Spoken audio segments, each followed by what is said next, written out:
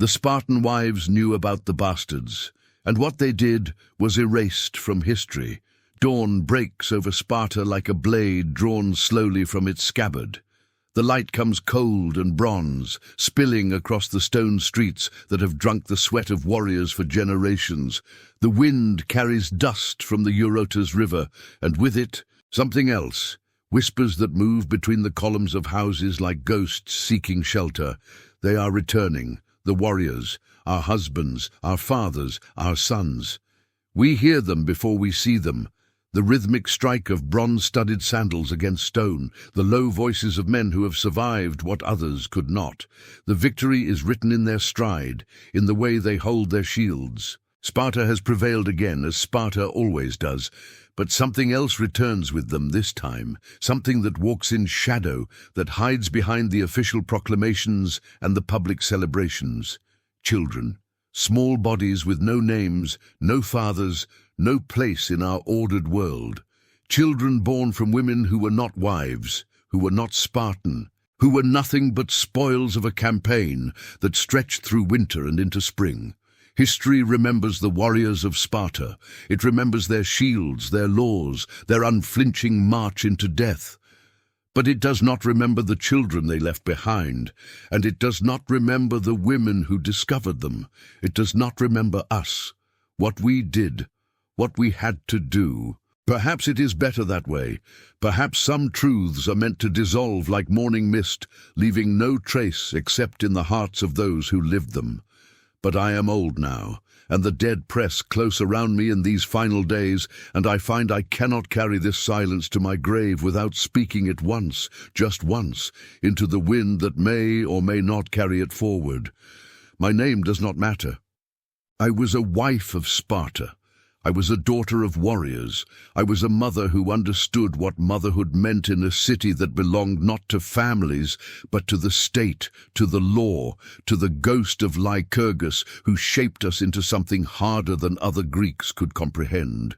And I was there, when we discovered them, when we made our choice, when we became what Sparta required us to become. If you are still here, listening to these words, pulled from a past that was never written down, perhaps you are one of the few who understand that history is not only what is recorded in stone and parchment.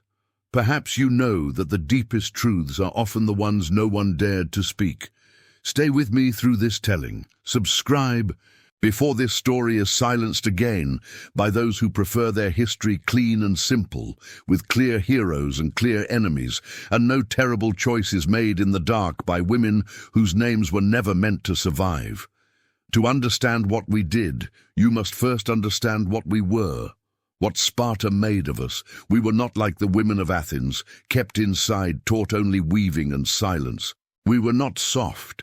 We trained our bodies, ran races, threw javelins, learned to endure cold and hunger.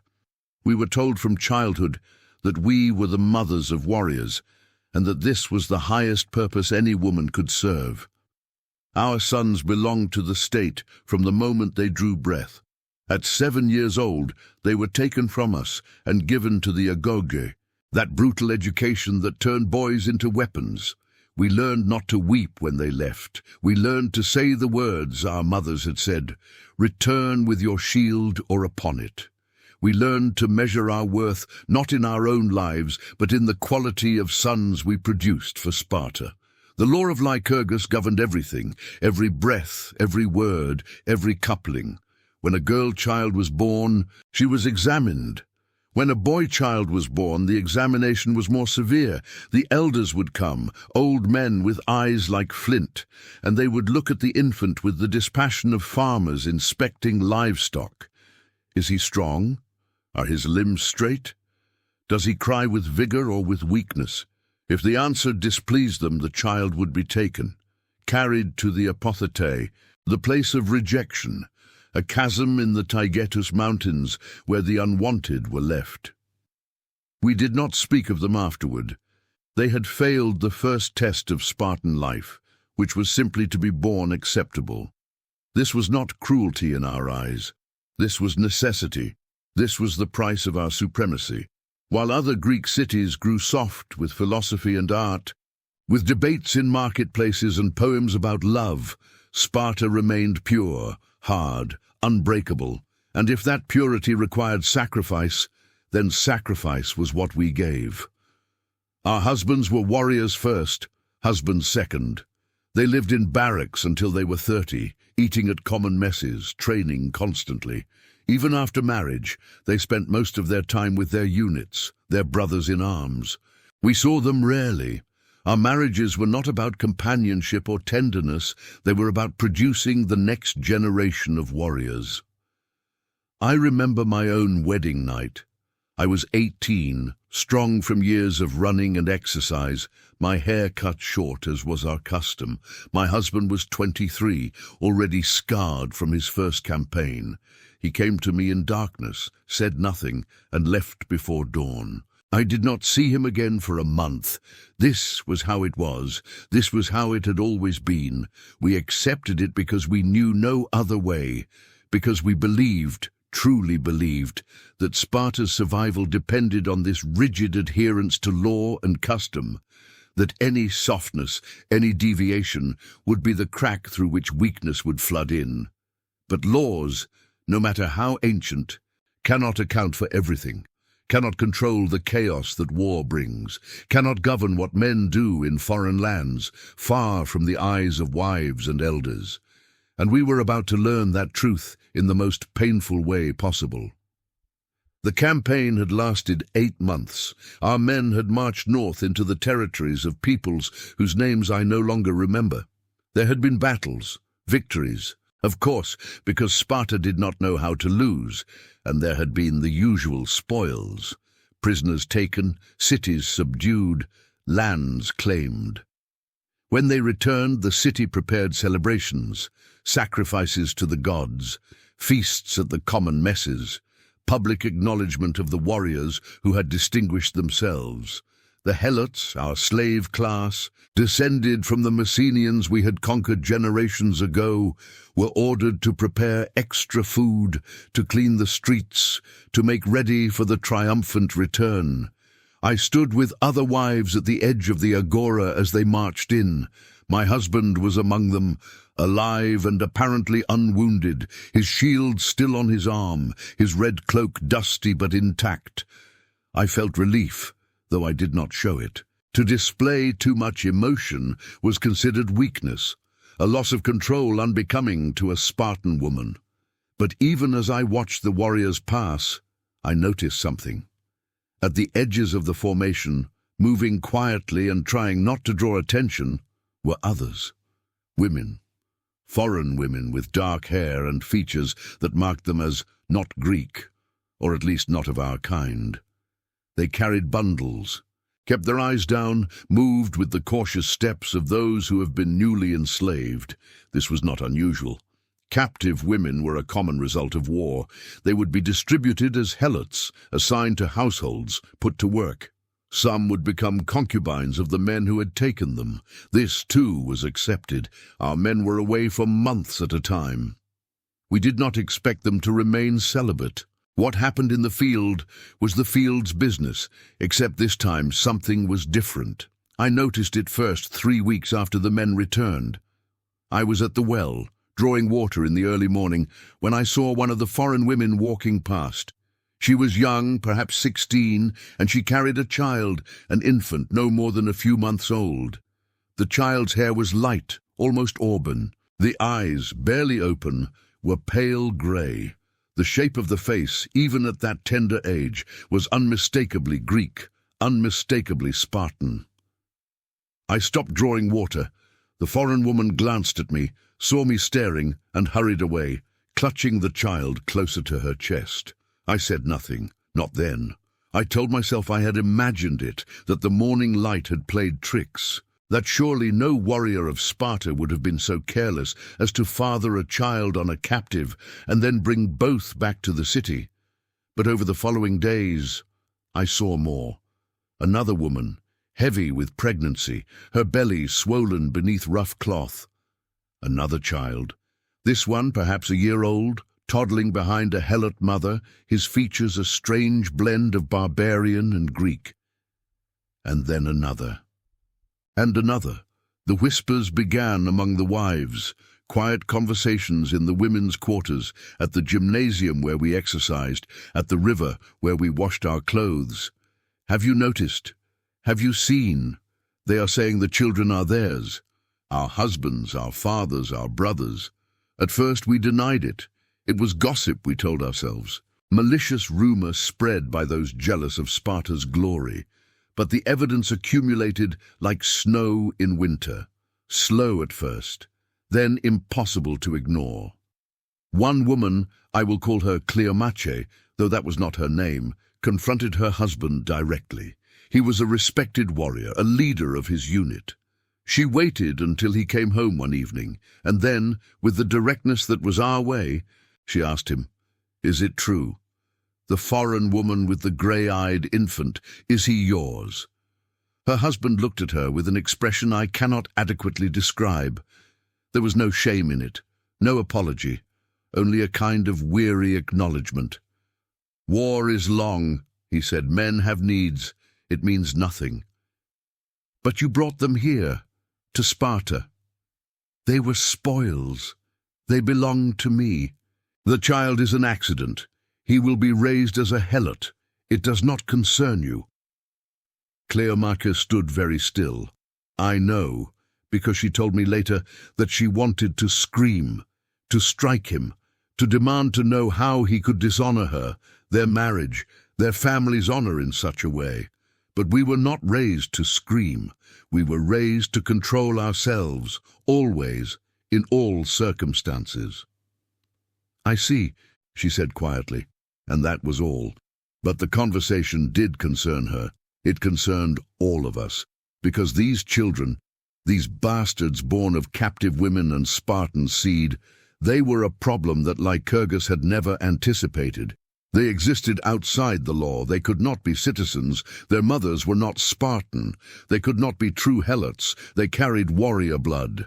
They were hybrids, anomalies, living contradictions in a society that valued purity and clear categories above all else.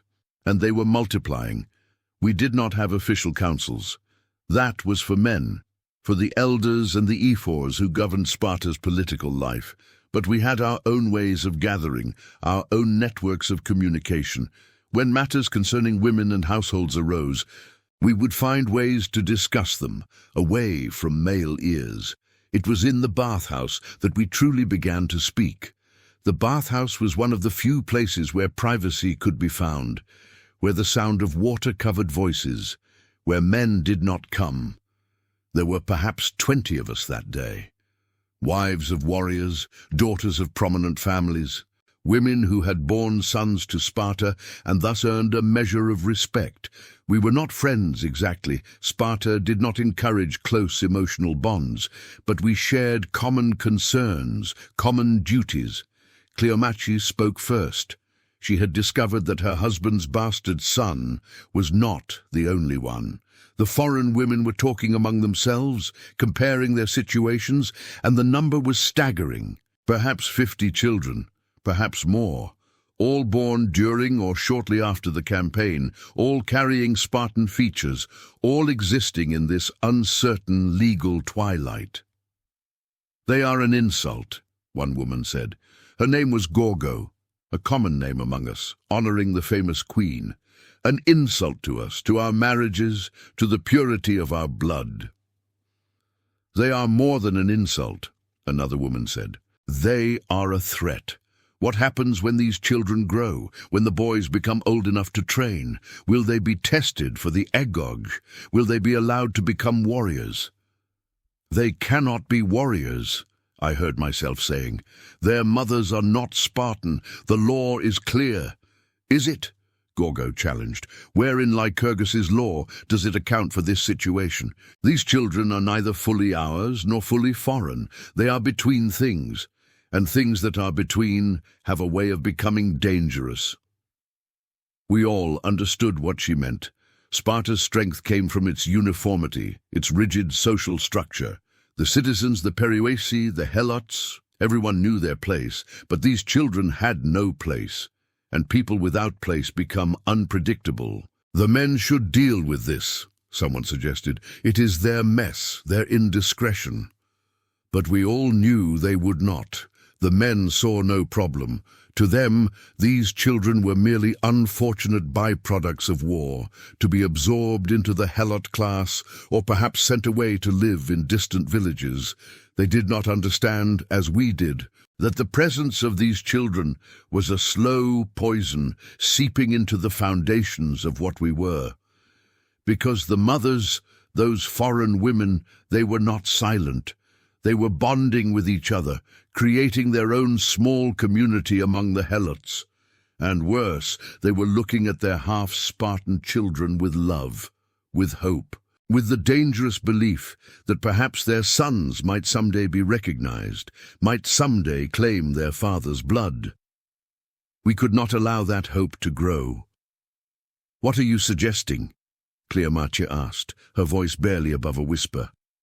The woman who answered was elderly, a grandmother who had survived longer than most Spartan women.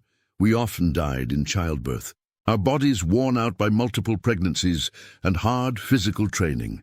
Her name was Timaya, and when she spoke, we listened, because age in Sparta was one of the few things that commanded universal respect.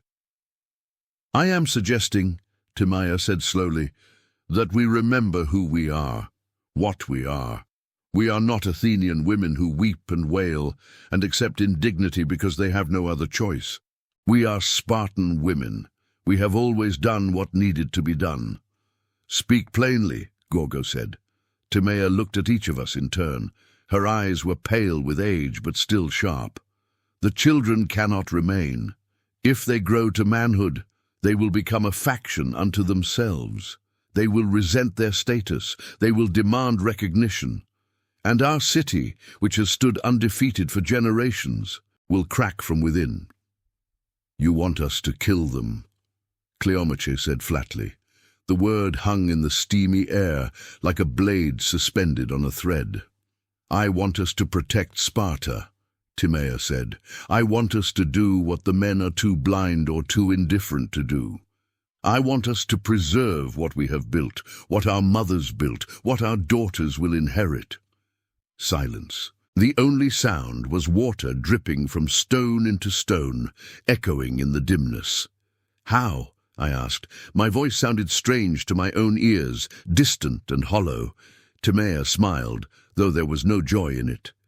"The way we have always dealt with children who do not fit, the way Lycurgus taught us. We examine them, we judge them, and if they are found wanting, we take them to the mountain." Not all of us agreed. Some women left the bathhouse that day in silence, refusing to participate in what was being discussed. Some argued that it was not our place, that we would be overstepping the bounds of our authority. Some simply could not stomach what was being proposed, but enough of us agreed. Enough of us understood that sometimes the hardest choices are the necessary ones. We began carefully. We could not act openly. The men would have stopped us, not out of sentiment, but out of a sense that this was not women's territory. So we worked in the spaces between official oversight, in the cracks where female authority was accepted without question. We started with the newborns. The foreign women were living in helot quarters, crude stone buildings on the edges of the city where those who served Sparta made their homes. They were watched, though not closely. They were slaves, after all, deemed harmless. But we began visiting them, under the guise of inspecting their health, ensuring they were fit for work. The elders had always inspected Spartan infants. It was tradition, law, necessity. We simply extended that tradition to include these others, these half-bloods who existed in legal ambiguity. I remember the first one. A boy, perhaps 3 months old, lying in a basket of rough cloth in a helot dwelling that smelled of damp stone and cooking smoke. His mother, a young woman from some northern tribe, her Greek barely comprehensible, watched us with frightened eyes as we entered. There were 3 of us, myself, Timea, and Gorgo. We had agreed that we would work in small groups, that there would be witnesses to what we did so that no one could later claim we had acted out of personal malice or madness. The infant was awake. His eyes were the grey-blue of winter sky, and his hair, what little he had, was the colour of honey. There was no question whose son he was. The resemblance to his father, one of the prominent warriors in my husband's unit, was unmistakable. "We are here to examine the child," Timaya said to the mother in slow, simple Greek. "It is our custom. All children must be examined." The mother understood enough to be afraid. She picked up her son, held him against her chest. "He is strong," she said in her broken Greek. "He is good baby, healthy." "Let us see him," Gorgo said, not unkindly. She extended her arms. The mother hesitated, then, because she was a slave and had no choice, handed the infant over. Gorgo held him with the practiced ease of a woman who had borne children of her own. She examined his limbs, checked his reflexes, looked into his eyes and mouth. The baby gurgled, reached for her face with small fingers. "He is healthy," Gorgo said after a moment. "Strong, well-formed." Timaya nodded. "Then we will take him." The mother's face went white. "Take? Where? Why?" "He will be examined by the elders," Timaya said. This was not exactly a lie. The elders would have examined him if we had brought him to them, but we would not bring him to them. If he is accepted, he will be returned to you. "When?" the mother asked, her voice rising. "When you bring him back?" "Soon," I heard myself saying. The lie felt heavy on my tongue, like a stone I could not swallow. "Do not worry. This is our custom." We left with the child. The mother tried to follow us into the street, but Gorgo turned and spoke to her sharply, and the woman stopped, trembling, tears beginning to stream down her face. We could hear her crying as we walked away, a sound that seemed to follow us through the narrow streets like an accusation. We did not go to the elders. We went instead to the outskirts of the city, where the Tegetus mountains began their steep climb toward the sky. There was a path there, one that the elders used when they carried rejected infants to the apothete. We had all seen that path before, though none of us had walked it ourselves. The sun was setting as we climbed. The infant was quiet in Gorgo's arms, looking around with the mild curiosity of the very young. He did not cry. He did not seem to sense what was coming. I found myself hoping he would stay that way, that he would not understand, that when the moment came, it would be swift and he would feel nothing. We reached the place as the last light was draining from the sky. The apothete was not what I had imagined. It was not a single chasm, but rather a rocky slope with many crevices and drops, places where a small body could disappear into darkness. There were old bones visible in some of the cracks, animals, I told myself. Though I was not certain, Timea took the child from Gorgo. The infant looked at her face, still not crying, and something in his expression made my chest hurt in a way I had not expected. He looked trusting. He looked like he believed we would protect him.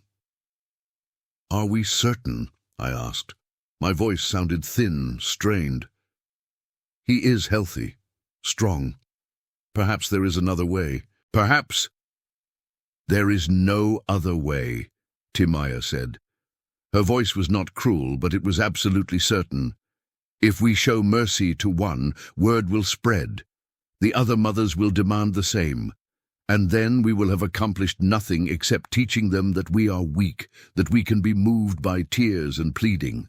He is an infant," I said. "He has done nothing wrong. Neither had the others." Timaya said, gesturing toward the apothete. "The children born weak, born malformed, born at the wrong time to the wrong parents. We did not make this law. We did not create this necessity. We are simply ensuring that it is enforced."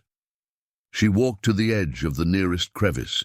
The infant was looking up at the sky now, where the first stars were beginning to appear. Timea stood there for a long moment, and I thought perhaps she was wavering, perhaps she would change her mind. Then she leaned forward. There was no sound, or rather, There was a sound, but it was brief and distant, and I forced myself not to listen for it, not to imagine what it meant. The infant simply stopped being there, stopped being anywhere, and the three of us stood on the mountain in the gathering darkness with empty arms and something broken inside us that we would never speak about. "It is done," Timaya said quietly. "The first is done." We walked back to the city in silence. I did not look at the others. I did not want to see if there were tears on their faces, or worse, if there were not. When I reached my home, my husband was there, returned early from the barracks. He looked at me with mild curiosity. "Where have you been?" "The bathhouse," I said, and then walking, thinking. He nodded, accepted this, asked nothing further. Why would he? I was his wife. I managed the household. Where I went and what I did during the day was my own business, as long as I fulfilled my duties. I lay awake that night, staring at the ceiling, feeling the cold stone beneath me and thinking about the mother in the helot quarters. She would know by now. Someone would have told her, or perhaps she simply knew, the way mothers always seem to know when something terrible has happened to their children. She would be mourning, weeping, cursing us, cursing Sparta, cursing the gods. And in the morning we would continue. Over the following weeks we established a pattern. We would visit the helot quarters, identify the half-Spartan children, and take them for examination. We varied our approach. Sometimes we came in groups, sometimes alone. Sometimes we sent helot servants to do the actual taking. We learned to move quickly, to give the mothers no time to resist or flee. We learned to lie smoothly, to make promises we had no intention of keeping. The foreign women began to understand what was happening. They tried to hide their children, to keep them indoors when they saw us coming, but they had nowhere to go. They were slaves in a city that did not tolerate disobedience. And we had the authority of Spartan tradition behind us, even if that authority was more implied than explicit. Some of the children went to the mountain, others went elsewhere. The Eurotas River, cold and swift, could swallow small bodies. The temples had storage rooms, dark and unused, where a child could be left. We told ourselves we were being merciful when we could be. But merciful or not, the result was the same. One by one the children disappeared, and one by one the foreign mothers learned what it meant to love in Sparta, where love was always subordinate to law, where sentiment was weakness, where the needs of the state consumed everything else like fire consuming dry wood. There was one mother who fought back. She was different from the others, older, perhaps 30, with scars on her arms that suggested she had been a warrior herself in whatever tribe she came from. She had a daughter, perhaps 6 months old, with Spartan features, but her mother's fierce eyes.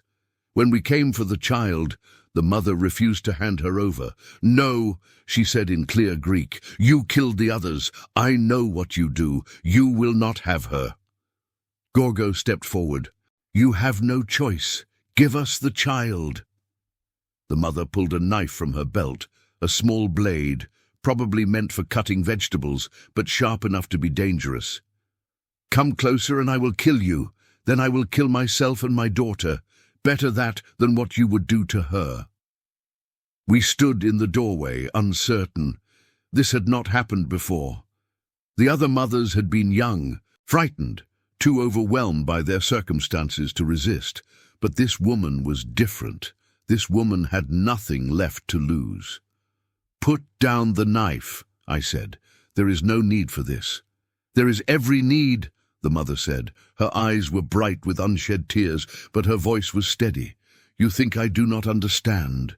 You think I do not see. You are killing our children because you cannot bear that your husbands betrayed you, because you cannot bear that we exist, because we remind you that your precious Sparta is built on cruelty, and you have become so accustomed to cruelty that you do not even recognize it anymore." Her words struck me like a physical blow, because they were true. Because beneath all our justifications about purity and law and necessity, there was something else. Rage, humiliation, the bitter knowledge that our husbands had chosen these foreign women, if only for a moment, if only in the chaos of war, and that these children were proof of that choice. "Your daughter will be a slave," Timea said. "That is all she can ever be. Would you rather she live knowing she is nothing, knowing her father will never acknowledge her, growing up with the taste of that rejection every day?" "Yes," the mother said without hesitation. "Yes, I would rather she live, even as a slave, even in pain, because life is precious and you have forgotten that.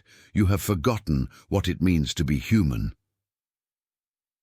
We stood there for a long moment, at an impasse, and then Gorgo did something I did not expect. She turned and walked away, just turned and left, without a word, without looking back. Timea and I glanced at each other, uncertain. Then, slowly, we followed. We left the mother standing in her doorway, clutching her daughter and her knife. Victory and desperation mingled in her expression. As we walked back through the streets, I asked Gorgo why she had retreated. She looked at me with tired eyes. "Because she is right," Gorgo said quietly. "Because I looked at her, and I saw myself.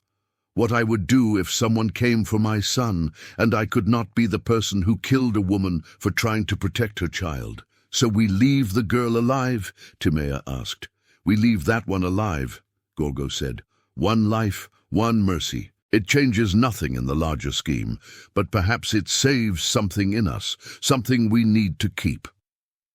Timea nodded slowly, and we said nothing more about it. The girl lived, that one child, and grew to adulthood as a helot. I saw her sometimes in the years that followed, a quiet woman who worked in the fields, who never smiled but never complained. She survived. Whether that was mercy or cruelty, I have never been able to decide, but she was the exception. The others did not survive. By the time we were finished, perhaps 40 children were gone, 40 small lives that had existed in the margins of Spartan society for a few brief months before being erased.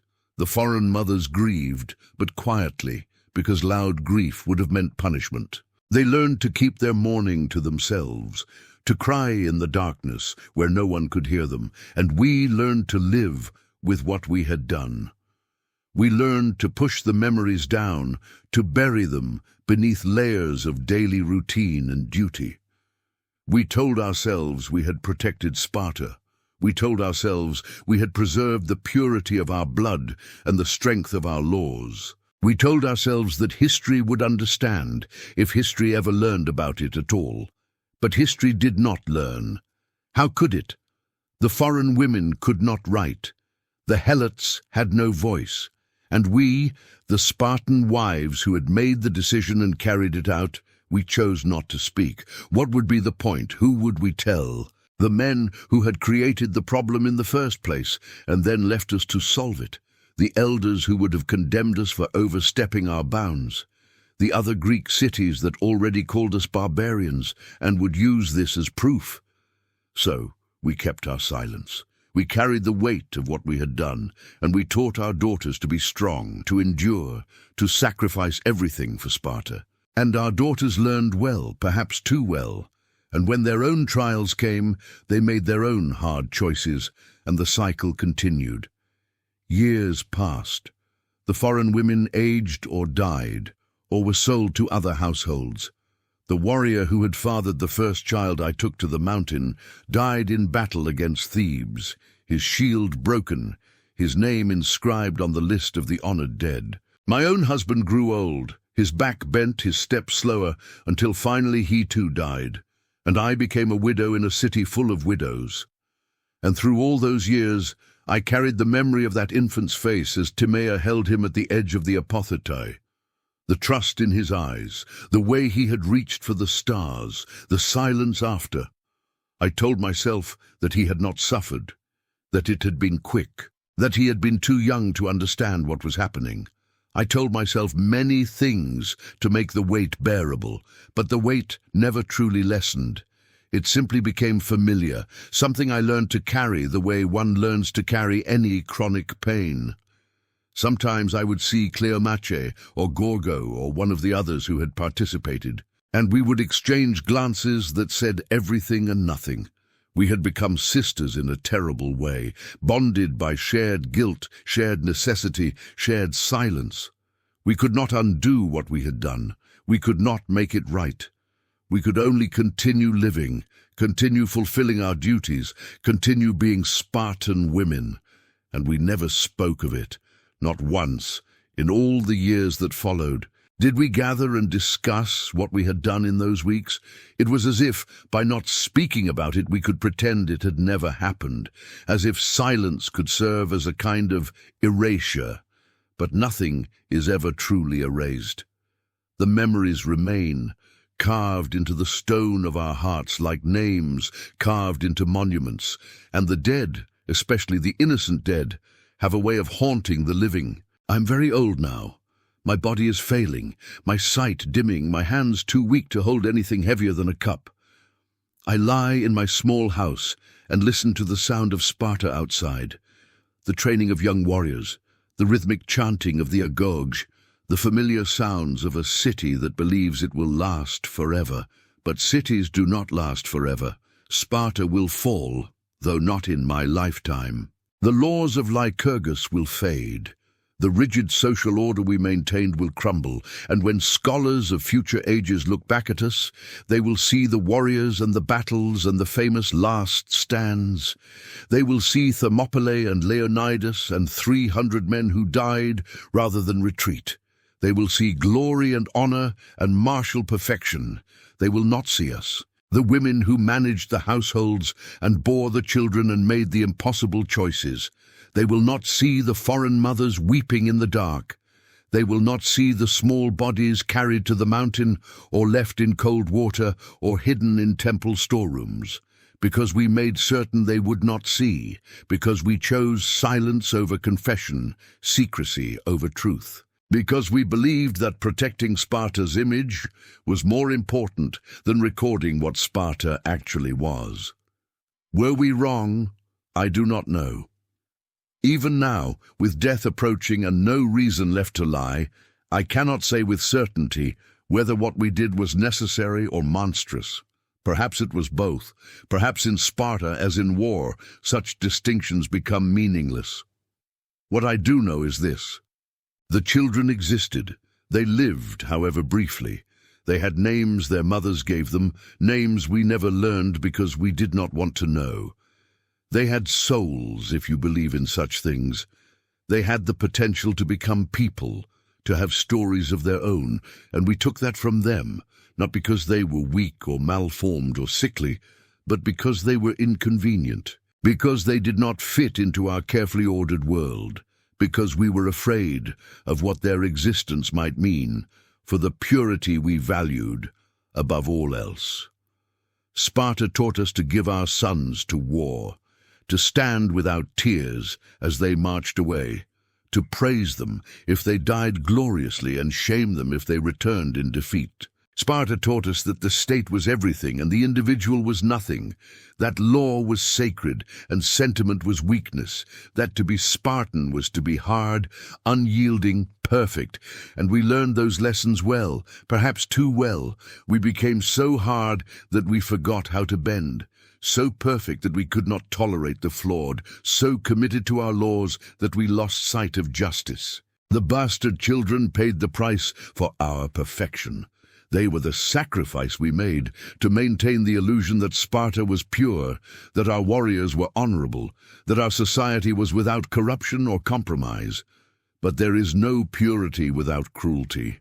There is no honor without hypocrisy, and there is no society so perfect that it does not have blood on its foundations. I can hear them sometimes, in the quiet moments before sleep, the crying that stopped, the mothers calling names that no one answered, the sound of small bodies falling through darkness. These sounds exist only in my memory, only in my guilt, but they are as real to me as anything I ever heard with my ears, and I wonder if the other women hear them too. If Cleomatra lies awake in her final days and remembers the children, if Gorgo, wherever she is now, carries the same weight I carry, if Timea died with these memories, or if she found some way to make peace with them.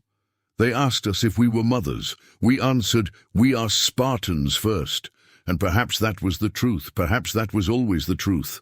But being Spartans first meant being mothers second or third or not at all. It meant that when the choice came between protecting the innocent and protecting the state, we chose the state. Every time, without hesitation. And maybe that is what Sparta required of us. Maybe that is what made us strong, what allowed our city to dominate Greece for generations. Maybe those children had to die so that Sparta could live. Or maybe we were just afraid of change, afraid of imperfection, afraid of what it would mean to acknowledge that our husbands had betrayed us, that our laws were inadequate, that our perfect society had cracks we could not repair. I will never know, and soon it will not matter. Because I will be dead, and these memories will die with me, unless I speak them now, unless I whisper them into the wind and hope that somehow, someday, someone will hear and remember, not to judge us, not to condemn us, but simply to know, to understand that history is not only what is written in official records and celebrated in monuments. History is also what happens in the shadows, what is done by those who have no voice, what is suffered by those who have no names. The bastard children of Sparta existed. For a brief time they lived and breathed and looked at the world with innocent eyes. And then they were gone, erased as completely as if they had never been. The only trace they left is in the memories of old women who cannot forget, who carry guilt like stones in their chests, who whisper confessions that no one will ever hear. Sparta taught us to be hard, to endure, to sacrifice. And we did. We sacrificed our humanity, our mercy, our ability to see the children as children rather than problems to be solved. If their names must remain forgotten in scrolls, let them live in your memory. Leave a comment if their story should be told. And subscribe so silence does not win again, because silence has won enough. Silence has erased enough. And perhaps it is time, even after all these centuries, for someone to remember the children who were not warriors, who were not citizens, who were simply innocent, and who died for the crime of being born in the wrong place to the wrong mothers, in a city that valued purity more than mercy. This is my confession. This is my testimony. This is the truth that Sparta tried to bury, and that I am too old and too tired to keep buried any longer. Remember them. Even if you remember nothing else, remember that they existed. That is all I ask. That is more than they ever received from us.